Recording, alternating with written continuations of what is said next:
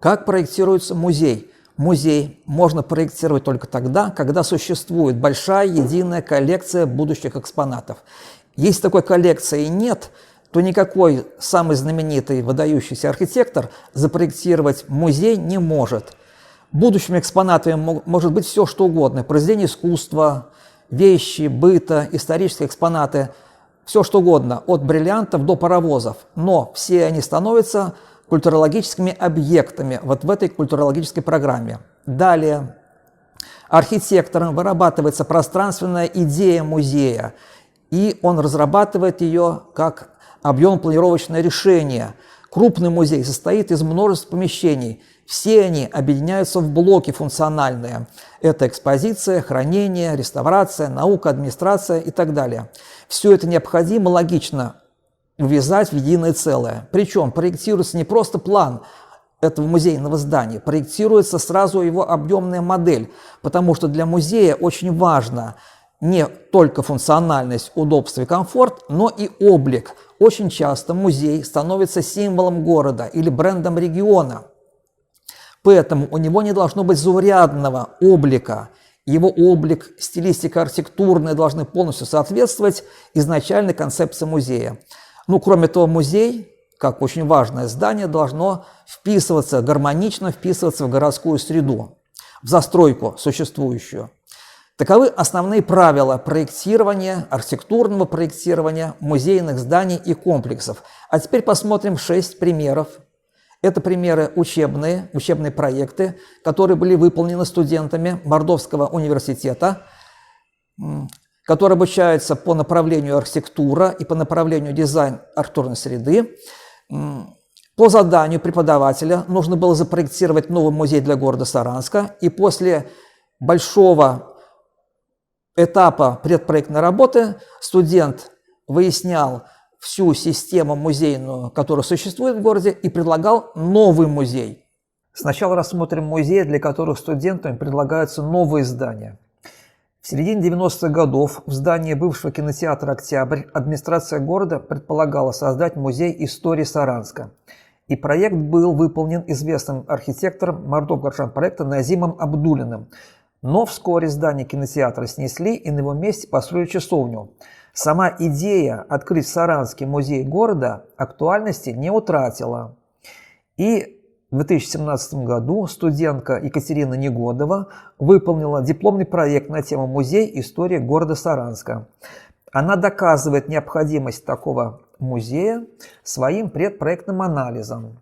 Вот как выглядит ее культурологическая программа. В ней в сжатом виде показывается то, что будет в музее. Замечу, что такую программу должен разрабатывать не архитектор, а музейный специалист. Программа построена по хронологическому принципу, как череда веков, которую можно превратить в череду музейных залов. 17 век, 18 век, 19 век в истории города. Например, советский период. Застройка города, промышленность, культура, быт и праздники горожан, сами горожане, как знаменитые, так и рядовые. Саранск современный, спорт, бизнес, новая архитектура, перспективы развития, крупные международные события, яркие личности, общественные лидеры. Для того, чтобы выполнить качественный архитектурный проект, необходимо знать хорошие архитектурные аналоги, как отечественные, так и зарубежные. И студент изучает архитектуру музеев истории города Осло, Лондона, Варшавы, Нью-Йорка, Регенсбурга, Токио, Софии, Брюсселя. Мы видим совершенно разные здания, построенные и запроектированные. Студент изучает отечественный опыт музеев в Москве, Сочи, Иркутске, Улан-Удэ, Владивостоке, Владикавказе. И у нас тоже в разных городах такие же разные музеи располагаются в непохожих по архитектуре зданиях. Автор проекта делает вывод о том, что музей истории города должен размещаться в каком-то знаковом здании. Само здание должно как-то город обозначать, выражать его суть. И, конечно же, музей должен размещаться только в общегородском центре. Он должен хорошо вписываться, гармонично вписываться в существующую застройку. Все это следует из мирового архитектурного опыта. Этот студент изучил. Затем автор проекта ищет место для своего музея. Потенциальных мест в центре города у нас немного. Предлагается улица Советская на участке между железной дорогой и Домом печати. Здесь была старая застройка, не представляющая ценность, кроме деревянного дома Городецкого. Этот оригинальный дом можно разобрать и перенести на другое место, скажем, в тихую заповедную улочку с такими же деревянными домами, чтобы там была музейная зона. Ранее этот отрезок улицы был очень тихим, но после строительства стадиона Мордовия-Арена, чемпионату мира, это место стало смотровой площадкой, откуда можно видеть стадион на фоне нового жилого района. Тем более, что улица Советская является пешеходной связью центра и спортивной зоны со стадионом в Заречье. Таким образом, место явно выигрышное для какого-то общественного здания, которое не требует больших парковок. Например, для музея истории города. И на генеральном плане мы видим, что восточнее Дома печати сажается здание музея. Оно вполне умещается на этом участке. И до железной дороги остается свободное пространство, и с этого места открывается эффектный вид на стадион. Таким образом, эта площадка связывает старый и советский Саранск, который находится западнее, с современным городом 21 века. Он на востоке находится. Для музея истории города связь времен – это очень логичная. Здесь мы видим развертку улицы Советской с южной стороны. Слева высотное здание Дома печати. Затем новое здание музея. За ним пятиэтажный крупнопанельный жилой дом фоном выглядывает. По высоте здания музея невысокое. Дом печати остается высотной доминантой данного места. Мы видим, что здание музея как бы состоит из отдельных блоков. Всегда очень интересно смотреть разрезы музейных зданий. Этот разрез очень хорошо выполнен, потому что не просто показано помещение и конструкция, но и экспозиция эскизная здесь дана. Разрез очень информативен. В середине разреза вертикальная коммуникация. Это лестнично-лифтовой узел. В заглубленном этаже фондохранилище. Выше находится зрительный зал и служебное помещение. И над ними возвышаются и консольно висят залы по историческим периодам с 17 до 21 века. И в каждом зале на полу лежит макет города того или иного периода. Это очень хорошо показано на разрезе. Но по разрезу мы не понимаем планировку. Как же связано помещение между собой по горизонтали? Для этого рассмотрим планы двух этажей. Слева план на нулевой отметке. Здесь входной узел с вестибюлем, в нем парадная лестница и еще 4 функциональных блока. Они изолированы друг от друга, как требует нормы проектирования общественных зданий. Справа план на отметке 4,8 метра. Это 4 зала, собранные вокруг квадратного холла с лестницей. Причем залы находятся в разных уровнях. И в середине каждого зала лежит макет города. Каждый зал обращен на одну сторону света – восток, запад, север или юг. И его торцевая стена прозрачная. В целом получается сложная интересная планировка, напоминающая крест, рукава которого являются экспозиционными залами. Очень важен маршрут движения зрителей, чтобы он не пересекался и не заплетался. Красной линией показан маршрут движения. Желательно, чтобы маршрут был закольцован, чтобы зритель после осмотра экспозиции не пятился обратно по тем же помещениям. Даже в прославленных музеях такое бывает. Но автор проекта смогла это сделать, закольцевать движение зрителей. Что же мы видим снаружи? Небольшое здание со сложной объемной композицией. У здания нет главного фасада. На все 4 стороны смотрят консоли с залами. Глядя на здание снаружи, мы понимаем, что в каждой консоли находится крупное помещение, и таких зальных помещений 4. Здание музея – это не целостный объем, он сильно расчленен на отдельные блоки. А скатные крыши над залами как бы покрывают небольшие домики, из которых и собирается музей в целом. Автор этими формами указывает на городскую историю, ведь до конца 20 века между улицей Рабочей и железной дорогой находились одноэтажные деревянные жилые дома. Сегодня их уже нет, но они как бы воспроизведены в объемных формах музея. Это следы местной истории в архитектуре современного здания. Таков музей истории Саранска, который защитила Екатерина Негодова в 2017 году. 1,5 десятилетия Саранск позиционировал себя как центр финно-угорской культуры. Здесь проходили статусные международные мероприятия, фестивали, выставки, на которых присутствовали представители финно-угорских регионов России и 3 финно-угорских стран Европы. Мы посчитали возможным создание музея финно-угорской культуры в нашем городе, где были бы представлены культуры во всем их многообразии. За дело взялась Анна Игонина в 2016 году. В своем предпроектном анализе она составила музейную программу. Вот ее фрагмент. Сложность состоит в том, что финно-угорские народы объединяются родственными языками, но культура их, материальная, духовная, художественная, совершенно разная. Но ведь в музее нельзя каждому народу просто отвести свой зал для того, чтобы он заполнился какими-то экспонатами. Целостного музея не получится. Все будет очень разнородным.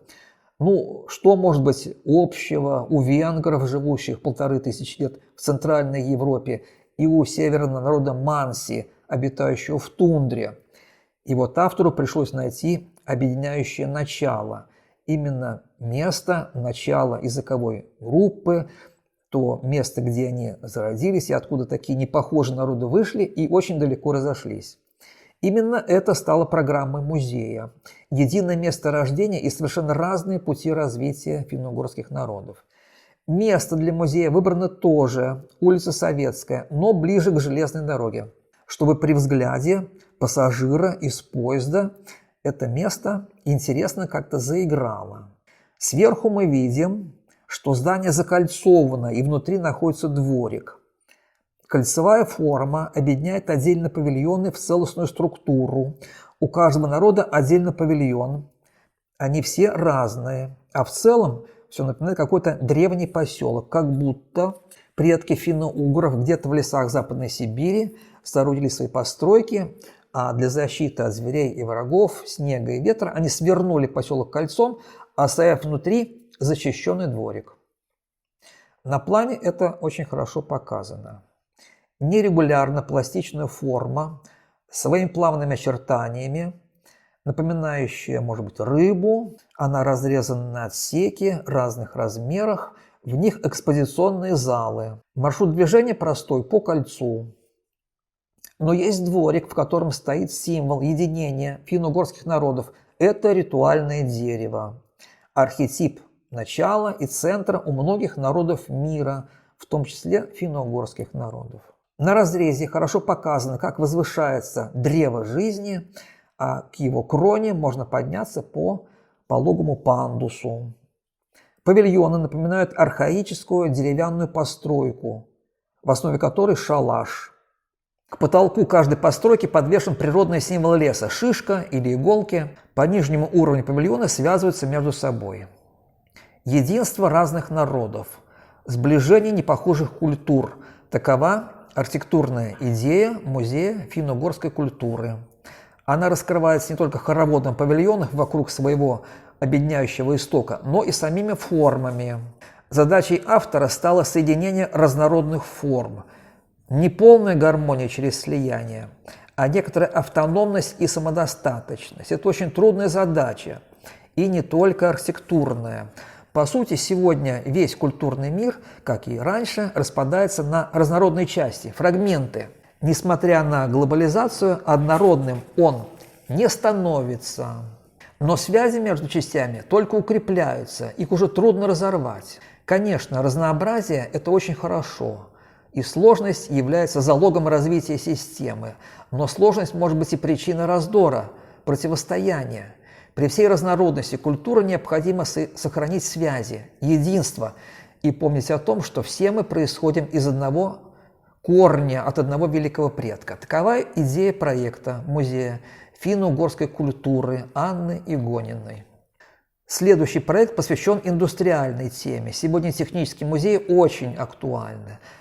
В развитых странах есть множество старой промышленности прошлых веков, которая музеифицирована. Это очень любопытно и поучительно, как примеры развития национальной промышленности. В России таких музеев, к сожалению, немного. Некоторые были открыты на Урале недавно. Но их должно быть много, решила студентка Наталья Брюханова в 2016 году.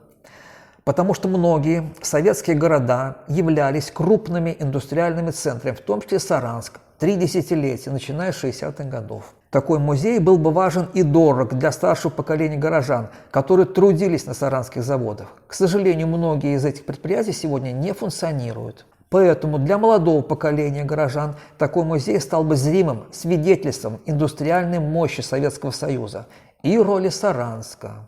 Может быть, молодежь стала бы иначе, с большим уважением относиться к старшему поколению, узнав о том, какие грандиозные проекты были ему по плечу. В этом заключается особая мораль этого архитектурного проекта. Между улицами Васенко и Терешковой находится буфер, защищающий жилую застройку городского центра от неблагоприятного воздействия промышленной зоны. В этом буфере строить жилье не рекомендуется. Возводить можно многоэтажные гаражи, магазины, спортивные объекты и музеи, конечно. Вблизи промышленных предприятий, напротив заводских проходных, автор и располагает индустриальный музей. На этой схеме показано, что сейчас здесь находятся мечеть и офис в сквере, закрытый хлебозавод и множество мелких зданий с услугами, торговлей и сервисом. Автор проекта придумал схему музея, вытянутую между улицами Васенко и Терешковой. Здание собирается из 4 блоков павильонов. Слева направо смотрим. В треугольной призме временные выставки и лекционный зал. Далее куб с яйцом на крыше. Здесь будут показаны железнодорожные вагоны и крупногабаритная техника. Далее призма с покатой кровлей. Здесь демонстрируется светотехника и телевизионная техника. И последний блок справа причудливой формы предназначен для хранения научно-технической информации. И вот как эта схема разворачивается на генеральном плане в квартале между улицами Васенко и Басевградской, Терешковой и Титова. На западе остаются 2 существующих сегодня здания, мечеть и офис, остальное сносится и превращается в парк. Вход в музей для посетителей в середине со стороны улицы Васенко. А теперь посмотрим планы этажей. Несмотря на непривычный внешний облик, планировка очень рациональна. Это квадрат, прямоугольник, треугольник и эллипс, расчерченный модульной сеткой для установки каркаса. Все очень рационально, ибо это храм техницизма, рациональности и расчета. На разрезе видно, что выбран каркас с шагом 6,3 метров. Высота этажа также 6 метров. Этажи связаны эскалаторами. Условно показана экспозиция залов. Тематика экспозиции полностью соответствует архитектуре музея. Это видно на разрезе.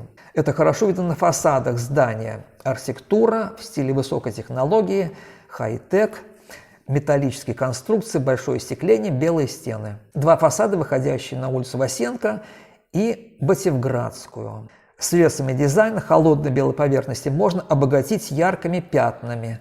Собственно, яркими могут быть сами крупногабаритные экспонаты. На подиумах установлена транспортная техника.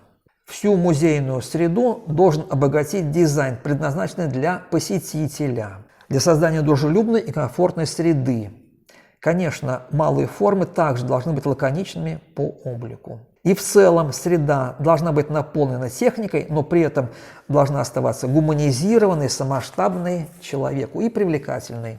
На советских заводах было, конечно, все наоборот, к сожалению.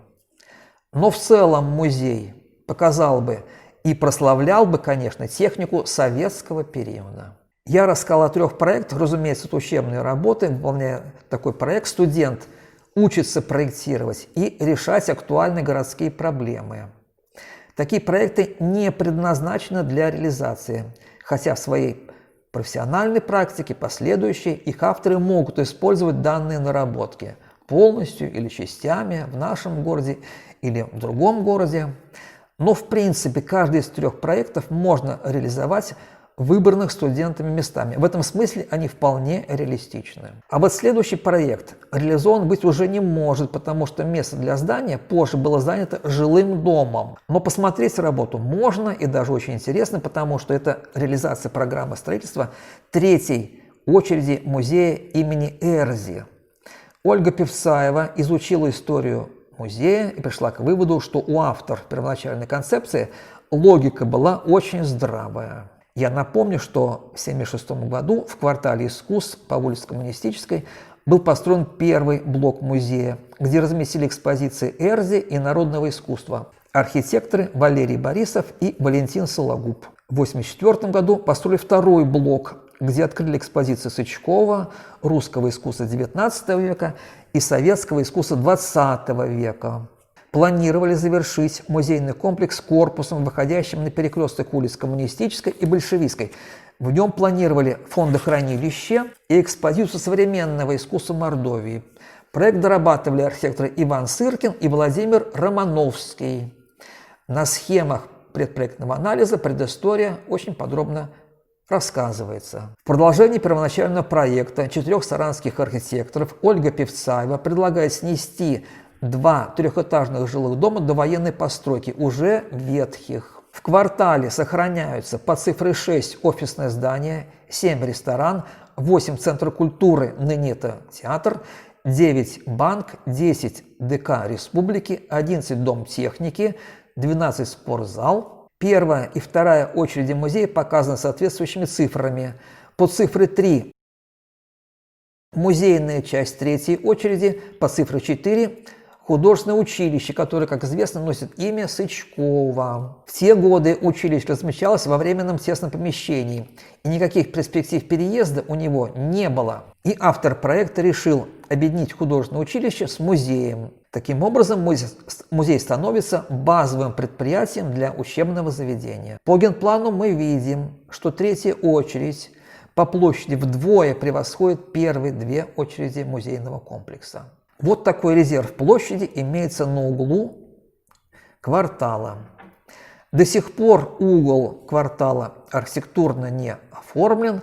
Внутри действует сейчас кафе, даже сохранился кусок железобетонной конструкции, принадлежавшей доске почета советского времени. 3 противоположные угла, 3 квартала, закреплены очень представительными зданиями. Офис Автодора, почтамт и гостиница «Меркурий». 4-й угол требует постановки крупного здания, может быть даже высокого здания. Планы 2 этажей третьей очереди музея. Они очень функциональные. Вход в здание со стороны срезанного угла. Вестибюль-распределитель. Прямо ход в библиотеку и реставрационные мастерские.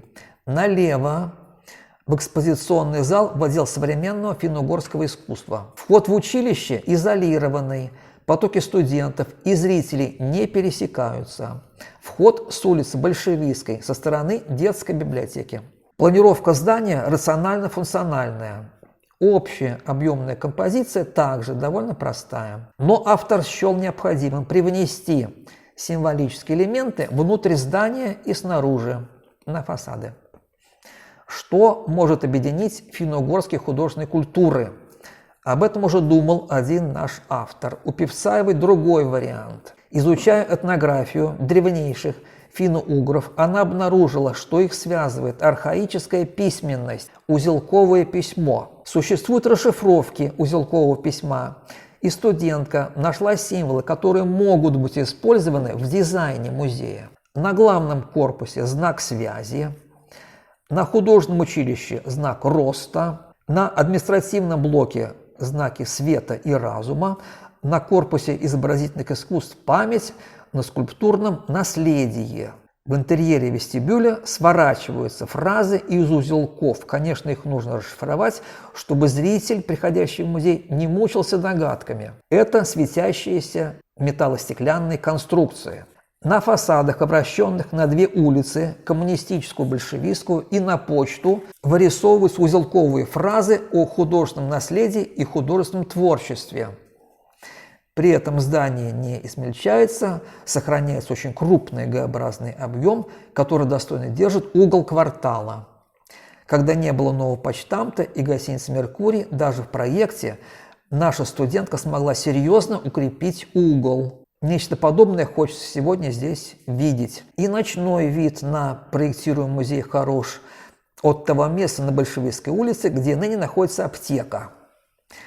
Это масштабно и совершенно не уступает новому почтамту и гостинице по архитектуре. В двух следующих проектах музейные здания не строятся.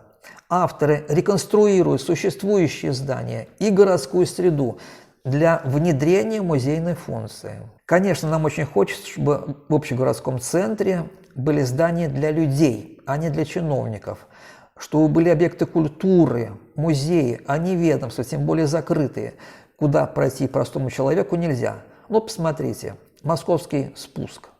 Такое приятное многолюдное место, особенно в теплое время и по праздникам. А справа и слева стоят 5 закрытых офисов. Конечно, вместо них хотелось бы видеть кафе, рестораны, клубы, музеи, приветливо открытые простым людям. Перед нами вид на склон левого берега Саранки. С колеса обозрения видно, как много свободного места. Конечно, где-то здесь может разместиться музей, размышляет автор проекта Людмила Стручкова. Проект 2011 года. Вот так подробно студент анализирует место, чтобы посадить свой объект безошибочно. Центр очень насыщен зданиями, функциями, событиями, искусством. Надо учесть рельеф, освещение места, дендрологию. Для анализа берется не только пятачок, который займет само здание, а территория гораздо большего размера. В данном случае не только склон, но и Советская площадь, Площадь Победы и даже Соборная площадь. Требуется многофакторный анализ большой территории. Затем автор изучает, как с помощью городского дизайна можно создать среду экспозиции, музея. Оказывается, приемов существует немало. Затем рождается проект средовой реконструкции участка между улицами Советской и Московской. Треугольник, включающий администрацию города, художественную школу, военный музей, налоговую инспекцию. Памятник архитектуры 1816 года, бывшие присутственные места, где ныне размещается агроофис. Он освобождается для размещения музея города. Двухэтажный корпус бывшей тюрьмы, бывшее общежитие педагогического института, где в 30-х годах жил Михаил Бахтин, также освобождается для музея великого русского ученого. Кроме того, военный музей и художественная школа получают заглубленные этажи. Таким образом, не возводя наземных зданий, а только с помощью заглубленных помещений и реконструкции мы получаем объединенный, воедино соединенный музейный комплекс или центр. В итоге получается расширение военного музея, музей Бахтина, музей истории города и выставочный зал художественной школы. Снаружи по московскому спуску ничего не меняется. Музей истории города может быть назван в честь архитектора Сергея Анисимовича Левкова, который очень много сделал для развития Саранска. А вот так выглядит заглубленный этаж военного музея. Здание архитектора Кананина очень тяжелое, грузное и грозное, пристрой же легкий, стеклянный. Это не вход в подземелье. От колеса обозрения в парке Пушкина мы видим такую вот развертку. В центре музея Бахтина. Это здание с воссозданием его комнаты, с мебелью тех лет, самодельной печкой. Но это двухэтажное здание. А в остальных помещениях нужно расположить научные кабинеты, архив Бахтина, зал для проведения международных конференций, библиотеку.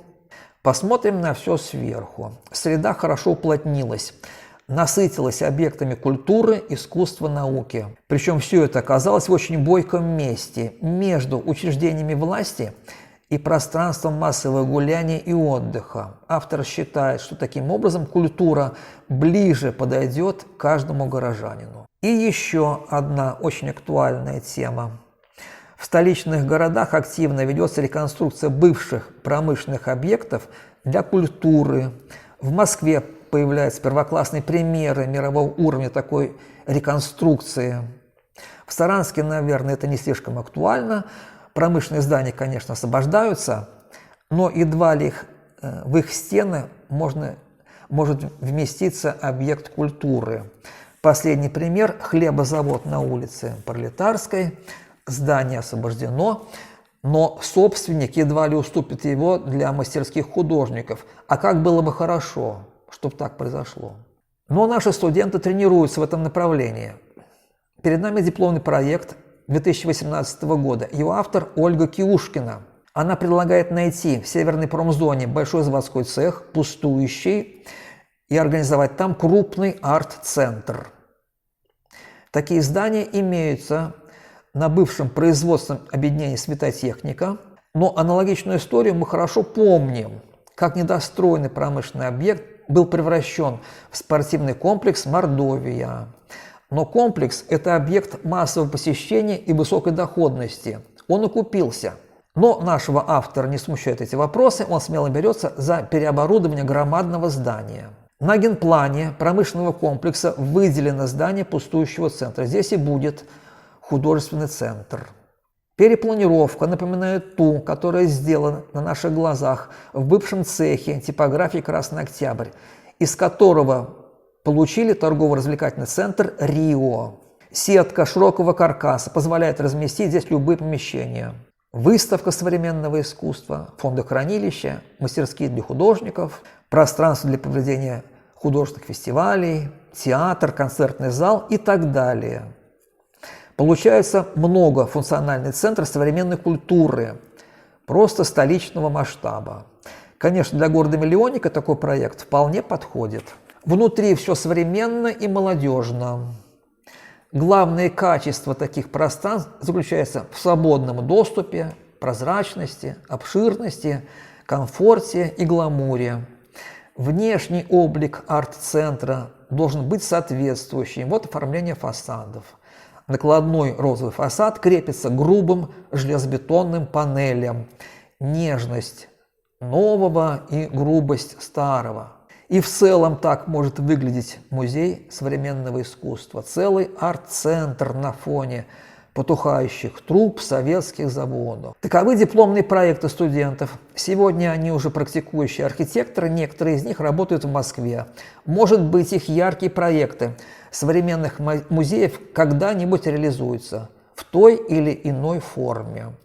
Понятно, что они немножко страдают гигантоманией, но одного у них не отнять. Они создавались с представлением, что архитектура может быть искусством, должна быть современным и уникальным искусством.